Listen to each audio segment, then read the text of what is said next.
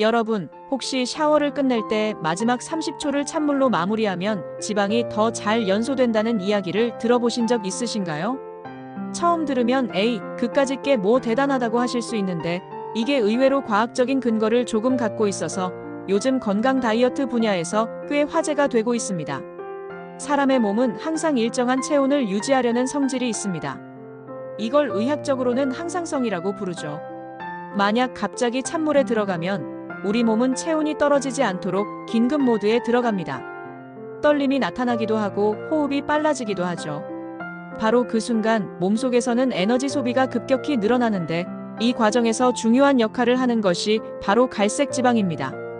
우리가 평소에 알고 있는 지방은 대부분 백색 지방입니다. 말 그대로 하얀 지방이죠. 이건 에너지를 저장하는 창고 같은 존재입니다. 반대로 갈색 지방은 발전소 같은 성질을 가지고 있습니다. 열을 만들어내면서 에너지를 태워버리는 거죠. 그래서 갈색 지방이 많이 활성화되면 체중 관리에 유리해질 수 있습니다.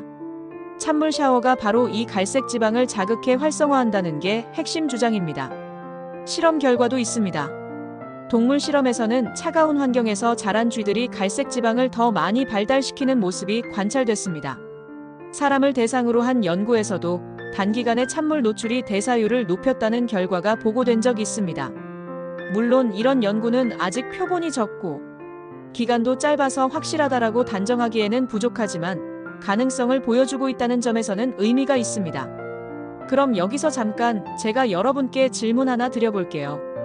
혹시 여름철에 에어컨을 너무 세게 틀고 자면 다음날 아침에 몸이 이상하게 더 피곤하거나 허기가 빨리 느껴진 적 없으신가요?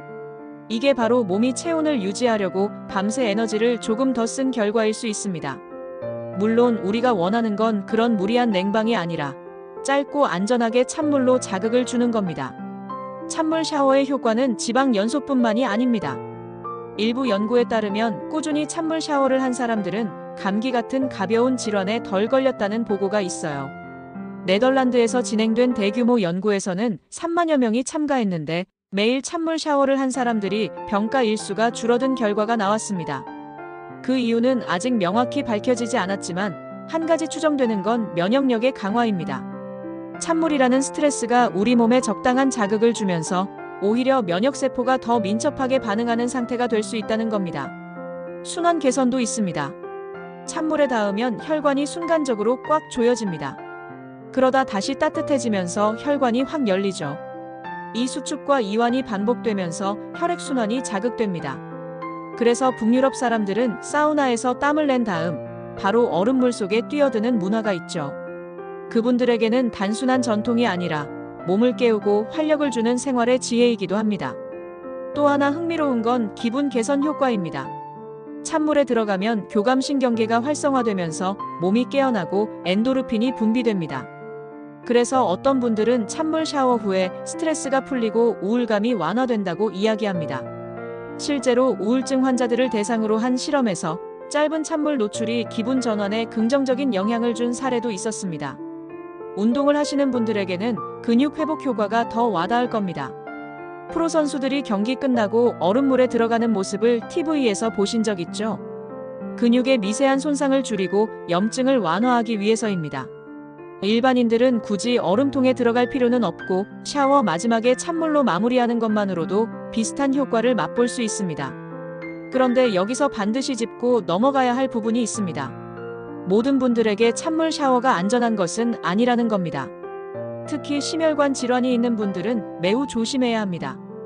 갑작스러운 찬물 자극은 혈압을 급격히 올리고 부정맥이나 심장 발작을 일으킬 수도 있습니다. 당뇨병 환자도 위험할 수 있습니다. 말초혈관이 약해져 있기 때문에 찬물 노출이 오히려 손발 저림이나 상처 악화를 불러올 수 있습니다.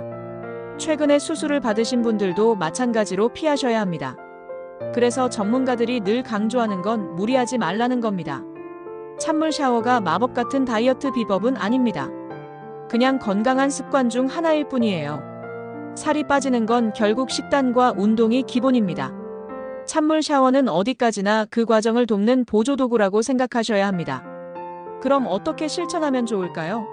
제가 추천드리는 방법은 단계별 접근입니다. 처음에는 그냥 평소처럼 따뜻한 샤워를 하세요. 그리고 마지막 10초만 찬물로 마무리합니다. 그 정도도 사실 처음에는 쉽지 않습니다. 하지만 몸이 익숙해지면 20초, 30초, 나중에는 1분까지 늘려볼 수 있습니다. 중요한 건 시원하다, 상쾌하다라는 느낌에서 멈추는 겁니다. 어지럽거나 숨이 가빠지면 바로 중단해야 합니다. 이제 제가 실제로 강의 중에 자주 받는 질문 몇 가지를 여러분께도 들려드리겠습니다. 첫째, 찬물 샤워만 해도 살이 빠지나요? 정답은 아닙니다. 살이 저절로 빠지지는 않습니다. 하지만 지방을 태우는 속도를 약간 도와줄 수는 있습니다. 다이어트 효과를 높이려면 반드시 식단과 운동이 함께 가야 합니다. 둘째, 몇 도의 물이 가장 효과적일까요? 연구에서는 보통 10도에서 15도 사이를 많이 사용합니다. 그런데 우리 집 샤워기에서 나오는 물이 몇 도인지 확인하기는 어렵잖아요. 그래서 기준은 단순합니다. 몸에 닿았을 때 차갑다, 정신이 번쩍 든다라고 느껴지면 충분합니다. 셋째, 고령자도 해도 되나요? 할 수는 있습니다. 다만 기저질환이 없는 분들에 한해서입니다. 무리하지 말고 차가운 물이 아니라 미지근한 물로 시작해도 괜찮습니다. 무엇보다 의사와 먼저 상의하시는 게 안전합니다. 넷째, 운동 후에 하면 더 좋나요? 네, 운동 후에 찬물로 마무리하면 체온이 내려가면서 근육 회복에 도움이 됩니다. 하지만 근육을 키우려는 분들은 주의가 필요합니다. 찬물이 근육 단백질 합성을 일부 억제한다는 연구도 있거든요. 그래서 근력 운동을 하시는 분들은 꼭 필요할 때만 선택적으로 하는 것이 좋습니다. 이쯤에서 정리를 해보겠습니다. 찬물 샤워는 살을 직접적으로 빼주는 방법은 아닙니다. 하지만 갈색 지방을 자극해 대사율을 올리고 면역력 강화나 기분 개선, 근육 회복 같은 다양한 부수적인 효과를 기대할 수 있습니다.